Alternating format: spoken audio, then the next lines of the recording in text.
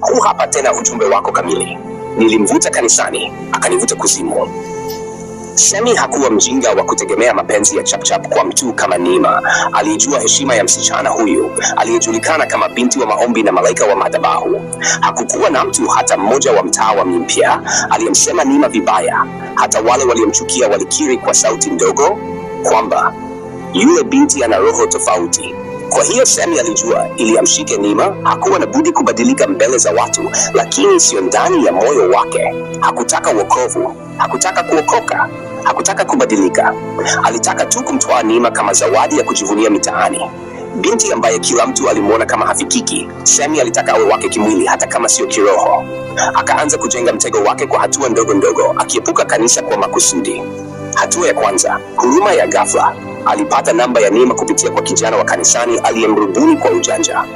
Alimtumia ujumbe wa kwanza kwa heshima: Shalom Neema, nimekuwa nikitafakari maisha yangu. Nimeona nina safari ndefu ya kubadilika. Naamini mfano wako unaweza kunisaidia sana. Naomba ushauri wako.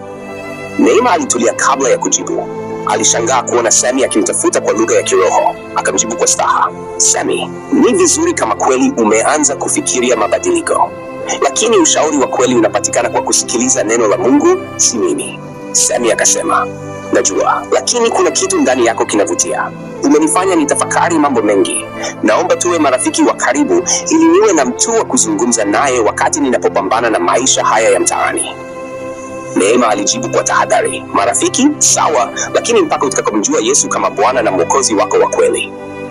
Mimi siwezi kuwa rafiki wa karibu wa mtu asiye na msingi wa imani. Hatua ya pili, zawadi zisizoisha. Semi akaanza kutumia pesa. Alimtumia Neema voka ya muda wa maongezi, akasema ni sadaka ya shukrani. Neema alikataa, akamletea zawadi ya maua na Biblia mpya kwenye duka la kanisa. Neema alirejesha. Lakini Semi hakukata tamaa. Akaanza kujifanya anasaidia kazi za jamii. Akachangia fedha kwenye mradi wa vijana waliokuwa wakifundishwa kazi za mikono na akahakikisha Neema anajua. Akafuatilia matukio yote ya Neema kupitia kurasa zake za mitandao. Alikuwa mtu wa kwanza kuweka like kila picha ya Neema. Alitoa maoni ya heshima akieleza jinsi Neema alivyo na roho safi na mwanga wa tofauti. Hatua ya tatu, kufuatilia familia yake. Semi hakuishia kwa Neema peke yake. Akaanza kumtafuta mdogo wake Neema aliyekuwa anasoma kidato cha 3.